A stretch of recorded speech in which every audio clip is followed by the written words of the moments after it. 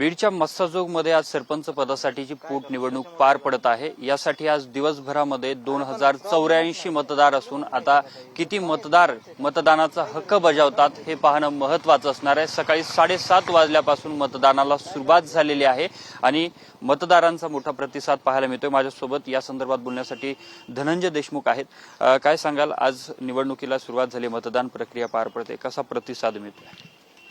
प्रतिसाद नेहमीप्रमाणेच आहे। जवळपास 1700 ते 1800च्या मध्ये मतदान होईल। आता सकाळी 7:30 वाजता मतदान प्रक्रिया सुरू झालेली आहे। सगळं सुरळीत शांततेत सगळं चालू आहे आणि ही मतदान प्रक्रिया ही अशी शांततेत पार पडेल। अगदी अंतिम टप्प्यापर्यंत वाटत होतं की ही निवडणूक जी आहे ती बिनविरोध होईल, कारण आसपासच्या अनेक ग्रामपंचायती आणि जिल्ह्यातल्या देखील अनेक ग्रामपंचायती ज्या आहेत त्या बिनविरोध झाल्या होत्या। मात्र इथं असं काय घडलं की खासदार आमदारांनी देखील प्रयत्न करू असं म्हटलं होतं।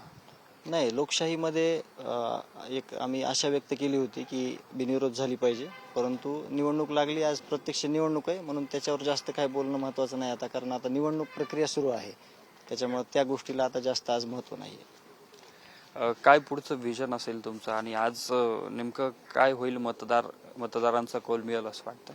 नाही, नक्कीच मतदारांचा कौल मिळेल आणि जे प्रस्तावित काम आहेत आणि जे संकल्प आहेत, जे काही स्वप्न आहेत गावाचे, ते नक्कीच याच्या पुढे पूर्ण केले जाणार आहेत। धन्यवाद। आपल्यासोबत धनंजय देशमुख होते। आता मतदान प्रक्रिया पार पडत असून सायंकाळी 5:30 वाजेपर्यंत संपूर्ण मतदान संपणार आहे आणि यानंतर उद्याच निकाल जाहीर होणार आहे। उद्या मस्साजोग गावचा सरपंच नेमका कोण हे स्पष्ट होईल। कॅमेरा पर्सन विकी चव्हाण सह अशोक काळकुटे, TV9 मराठी, मस्साजोग, बीड।